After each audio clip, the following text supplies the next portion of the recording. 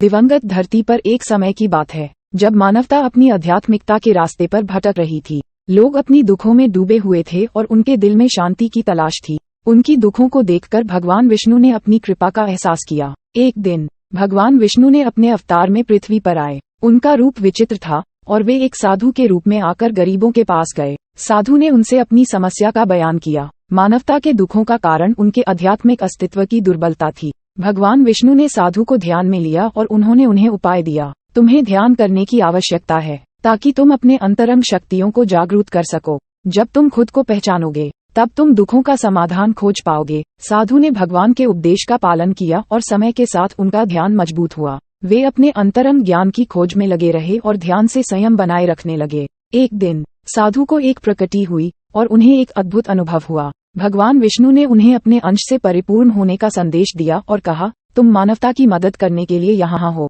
अपने अंतरात्मा की माध्यम से तुम्हारे जीवन का उद्देश्य यही है। साधु ने अपने अंतरात्मा की सुनी और वे मानवता की सेवा करने लगे। उन्होंने लोगों को उनके आत्मिक सामर्थ्य का एहसास दिलाया और उन्हें दुख से मुक्ति की दिशा में मार्गदर्शन किया। उन्होंने ध्यान और त्याग के माध्यम से लोगों को सच्चे सुख की प्राप्ति में मदद की। साधु की उपदेशों से मानवता ने अपने जीवन को सकारात्मक दिशा में मोड़ दिया। लोग अपने अंतरंग शक्तियों का परिचय पाकर दुखों को पार करने लगे और एक नए उत्तम जीवन की ओर बढ़ने लगे। इस प्रकार भगवान विष्णु के द्वारा प्रेरित साधु की मानवता की सेवा ने लोगों को उनके अंतर्निहित शक्तियों का ज्ञान दिलाया और उन्हें सच्चे और ध्यानयोग्य जीवन की दिशा में मार्गदर्शन किया।